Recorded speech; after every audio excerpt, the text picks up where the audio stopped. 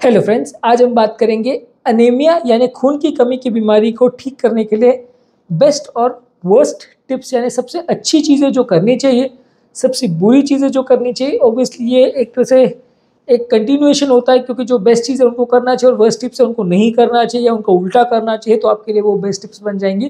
तो आपको इसको फॉलो करने की ज़रूरत है यदि आपको खून की कमी है। तो आज इसको हम डिस्कस करेंगे, यदि लोगों को खून की कमी है तो उन्हें क्या करना चाहिए और क्या नहीं करना चाहिए। टॉपिक पर जाने से पहले जो लोग हमारे चैनल पर नए हैं उन्हें रिक्वेस्ट करूँगी चैनल को सब्सक्राइब करके हमें इंस्पायर और मोटिवेट करें। जो लोग हमारे वीडियो पहली बार देख रहे हैं वो वीडियो को लाइक और शेयर करेंगे तो कंटेंट ज़्यादातर लोगों तक पहुंच पाएगा। सबसे पहले बात करेंगे बेस्ट टिप्स के लिए।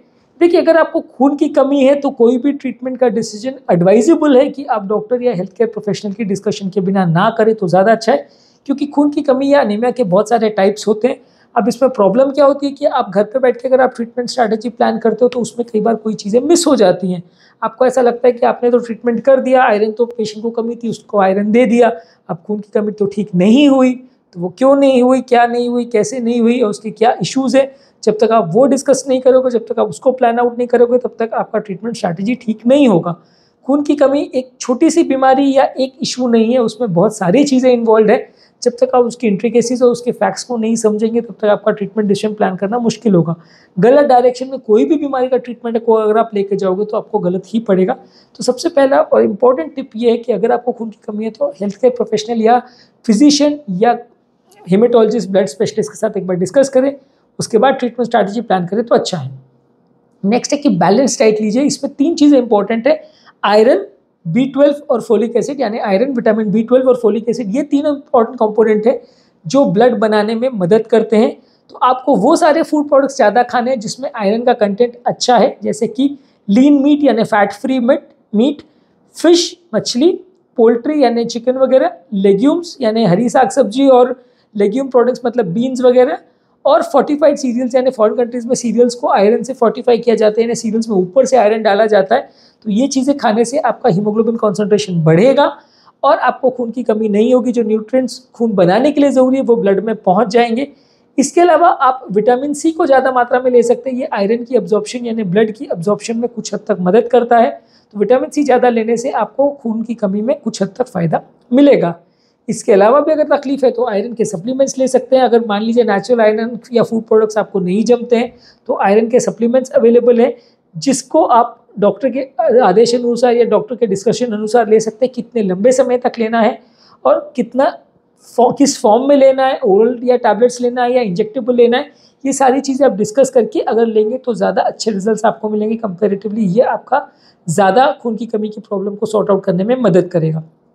नेक्स्ट है कि अगर आपको कोई क्रॉनिक डिजीजेस है या जैसे कि आपको किडनी का प्रॉब्लम है, आपको कोई इन्फ्लेमेटरी कंडीशन है, आर्थराइटिस वगैरह है, तो इसमें भी प्रॉब्लम होने का अंदेशा रहता है। तो इसको आपको प्रॉपरली मैनेज करना पड़ेगा, तभी आपका खून की कमी ओवरऑल कुछ हद तक आपको फ़ायदा मिलेगा, ठीक होगा।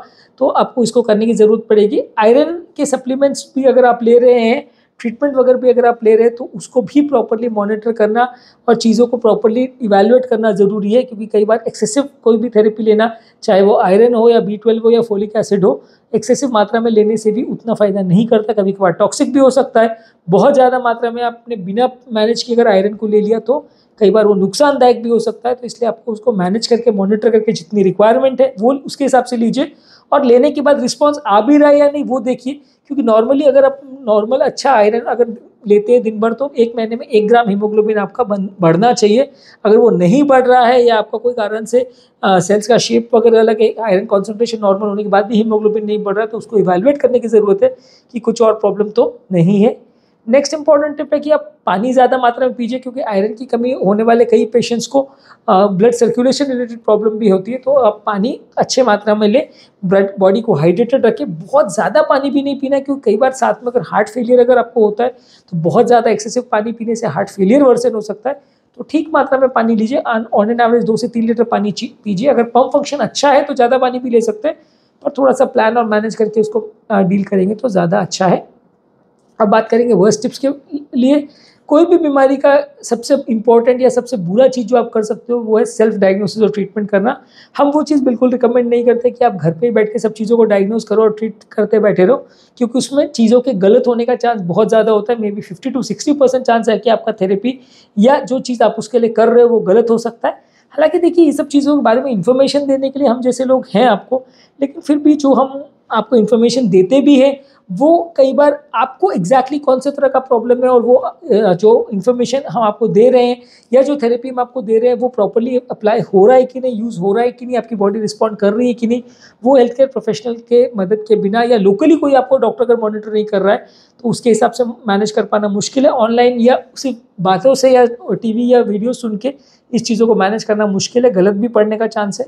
तो इसलिए आप कोई भी डिसीजन ले तो सेल्फ मेडिकेट मत कीजिए, डॉक्टर के साथ डिस्कस करके प्रॉपर्ली इवैल्यूएट करके फिर मेडिसिन चालू करें तो ज़्यादा अच्छा है। इसके अलावा एक और वर्स्ट टिप जो आप कर सकते हो कि बहुत एक्सेसिव आयरन के सप्लीमेंट्स अगर आप लेते हो, बहुत ज़्यादा मात्रा में अगर आप आयरन लेते हो तो बॉडी के लिए वो टॉक्सिक होता है, बुरा करता है। तो बहुत ज़्यादा अगर आयरन का सप्लीमेंट लेते हो, दिन भर कई महीनों तक आयरन खाते रहते हो, तो ओवरऑल आपको आयरन की टॉक्सिसिटी होने का चांस बढ़ जाता है और उससे उल्टा आपको खून की कमी सुधार होने के बदले आपको उसकी टॉक्सिसिटी के साइड इफेक्ट्स होना चालू हो जाते हैं, जो कि हर सिस्टम को खराब कर सकता है। हीमोक्रोमाटोसिस या इस तरह की बीमारियां कर सकता है अगर आप एक्सेसिव आयरन लेते हैं, तो उसको थोड़ा अवॉइड कीजिए, नहीं तो आपके लिए वो खून की कमी से भी ज़्यादा डेंजरस बीमारी लेके आएगा।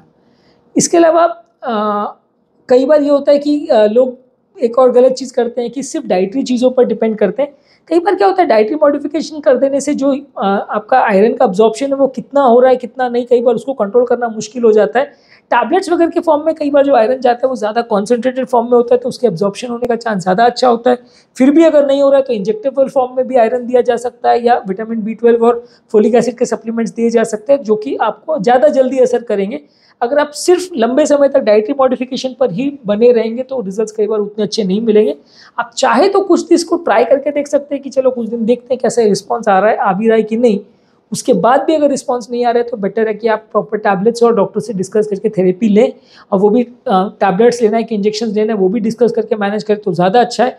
अगर आप सिर्फ लाइफस्टाइल फैक्टर्स और इस चीज़ों को इग्नोर करके अगर आप सिर्फ डाइट पर ही अगर निर्भर रहोगे तो उतने अच्छे आपको रिजल्ट्स नहीं मिलेंगे। नेक्स्ट इंपॉर्टेंट टिप है कि लाइफस्टाइल फैक्टर्स को आप इग्नोर मत करिए। कई बार क्या होता है कि खून की कमी जो होती है वो मेंस्ट्रुअल प्रॉब्लम की वजह से, बहुत सारा मेंस्ट्रुअल ब्लीडिंग हो रहा है या कोई और कारण से अगर आपको ब्लीडिंग हो रहा है, कॉन्स्टिपेशन वगैरह की वजह से मस्से से ब्लीडिंग हो रहा है, वो सब चीज़ों को आप कई बार इग्नोर कर देते हैं, तो उसकी वजह से भी कई बार बीमारी का सही कारण मिस आउट हो जाता है और लॉन्ग टर्म आपको तकलीफ आती है। तो क्या कारण से आपको अनीमिया हो रहा है उसका वर्कअप भी करना ज़रूरी है और उसके लिए भी इवैल्यूएट करना ज़रूरी है। सिर्फ खून की कमी है और उसको डाइटरी एनीमिया मान के अगर आप उसको ट्रीट करना चालू कर देंगे तो उसमें प्रॉब्लम्स होने का अंदेशा ज़्यादा है। प्रॉपरली मैनेज करके और प्रॉपरली उसका कारण समझने के बाद अगर आप ट्रीटमेंट को प्लान आउट करेंगे तो ज़्यादा अच्छा है।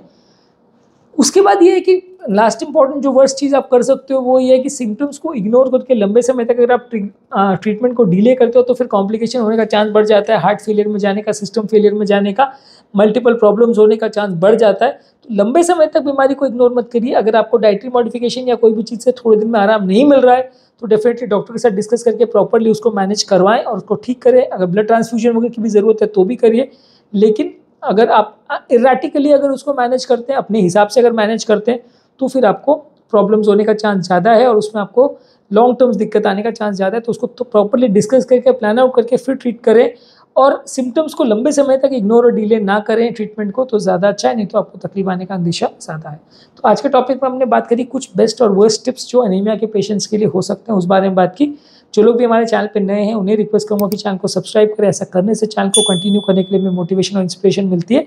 एनीमिया से रिलेटेड हमने ऑलरेडी वीडियो किए हैं जिसमें एनीमिया के लिए क्या खाना चाहिए क्या नहीं वो भी आपको देखना चाहिए। ये वीडियोस में लिंक आई बटन में छोड़ दे रहा हूँ, तो वो आप ज़रूर चेकआउट करिए। तो उसमें डेफिनेटली आपको एनीमिया के लिए क्या चीज़ बेस्ट फूड्स हैं, क्या वर्स्ट फूड्स हैं, वो वीडियोस भी मिल जाएंगे, तो आप डेफिनेटली आपको उनसे फ़ायदा होगा।